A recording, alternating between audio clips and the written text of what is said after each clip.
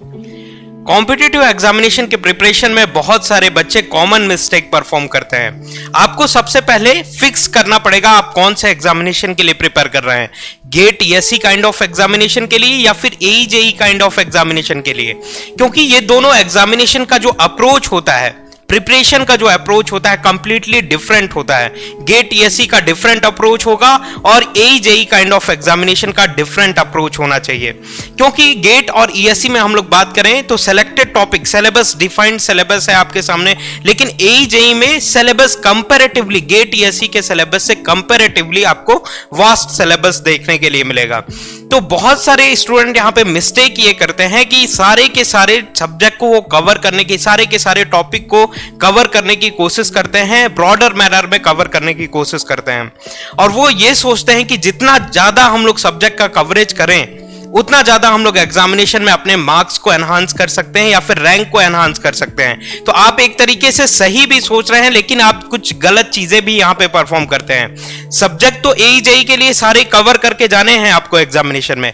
लेकिन उसको कंसोलिडेट भी करना आना चाहिए आपको, कि आपने फैकल्टीज आपको वो सब्जेक्ट के पर्टिकुलर टॉपिक को डील कर रहा है, तो आप घर जाके एक ब्लैंक पेपर लीजिए, सारी चीजें जितनी भी क्लास में लिखी गई थी, क्लास में जितनी भी चीजें फैकल्टीज ने आपको बताई हुई थी, उन सारी चीजों को एक ब्लैंक पेपर पे कलेक्ट करने की कोशिश करिए कि आपने उन क्लास से कितना लर्न किया, और वो सारी चीजें एक बार रिकलेक्ट हो जाती हैं। फिर आप नोट्स को जो कि क्लास में आपने बनाया हुआ था उस ड्यूरेशन में, लेक्चर के ड्यूरेशन में, उस नोट्स को रेफर करिए और सारी चीजों को लिंकअप करने की कोशिश करिए कि कितना आपकी अंडरस्टैंडिंग हुई, कितना आपकी अंडरस्टैंडिंग रिकलेक्ट नहीं कर पा रहे हैं। इस तरीके से अगर आप प्रोसेस को रिपीट करते रहेंगे, फिर जाके एक टाइम ऐसा आएगा कि आपको मल्टीपल टाइम्स रिवीजन करने की जरूरत नहीं रहेगी।